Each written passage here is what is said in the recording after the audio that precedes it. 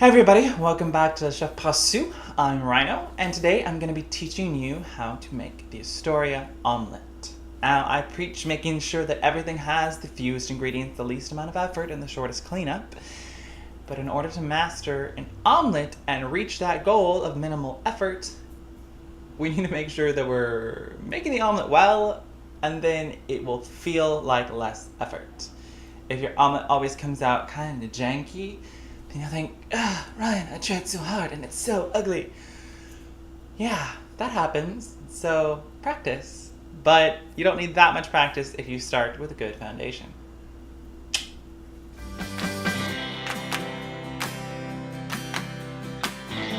It's an omelet, so you probably guessed you'll need eggs. 2 eggs for every 1 omelet. This is a medium egg. You can use a large egg, that's fine.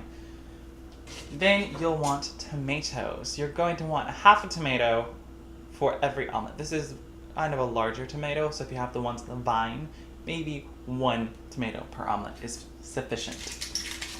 Then you'll want avocado. Half an avocado, half of a small avocado for every omelet. You can use half of a large avocado, that's totally fine. So don't squabble over, I don't know what size the avocado is. You'll be okay. And then you'll want cheese. This is Gouda. This is red wax Gouda, not smoked Gouda. I don't really want smoky flavor in my omelet. You could also use cheddar, Emmental, Fontina, Romano, Parmesan, Asiago. Cheese that has punch to it, Gruyere. You wouldn't want to use something like mozzarella or a cheese blend, Colby. Those cheeses are they're too mild in flavor. Jarlsberg, it's not going to show up well. And yeah. So the first thing I want you to do are the eggs. Even when I'm, say, baking, I always open my eggs into a bowl just to make sure the eggs are looking good. And I use Happy Eggs. They're from the Happy Egg Company. They're free roaming. They have a little coop. They even have hen of the month. It's quite fun. Okay, then we're gonna put in about a teaspoon of cinnamon. Now when you're whisking it, you put it at a little bit of an angle. You know, the same way you would steam milk if you steamed milk. What you're aiming for is to get as little separation between the egg white and the yolk as possible, but it doesn't have to be perfect. Now, cinnamon sticking to the side of your bowl, just rotate the bowl a little and get the cinnamon off the other side by whisking over it. Now we have that little part of the tomato that I don't like. You can cut it out before or after. Now you're gonna cut it one way and then cross section. Now, if you have a dull knife, tomatoes can be very tricky to cut, so if your tomato's just going everywhere, poke it.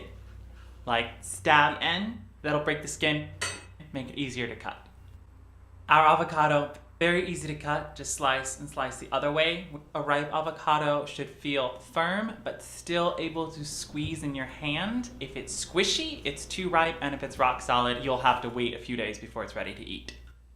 Okay. Turn on our heat. You want to do a low heat. Add a little bit of olive oil. Don't overdo it on the olive oil. The tomato's gonna make it a little more liquidy than you would expect just from eggs. So you don't want it to be both liquid and oil at the same time.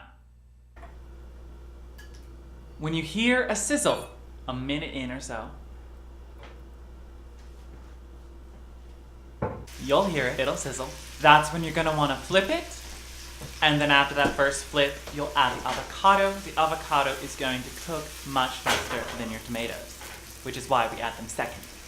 Squeeze the avocado. It'll come out easily. And then give it another flip.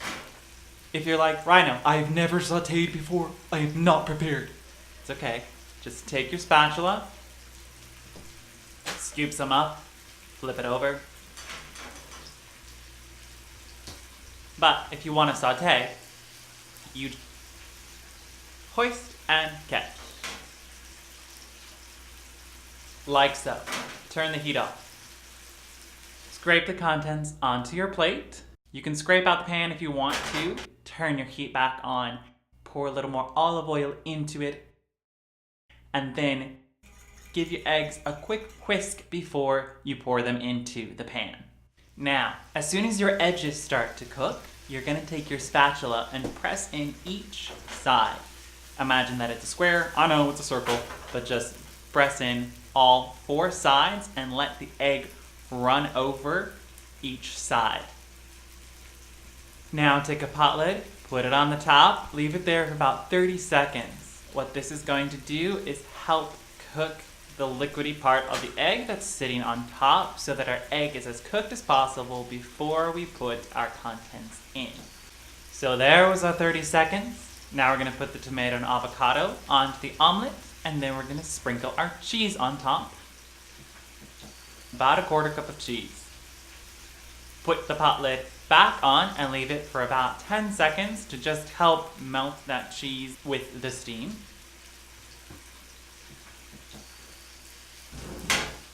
Then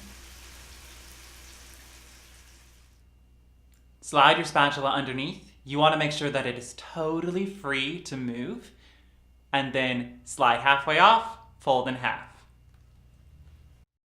And voila, easy as that. Okay, so maybe I've practiced it a few times, but still, I believe in you. You can do it. It's gonna be great.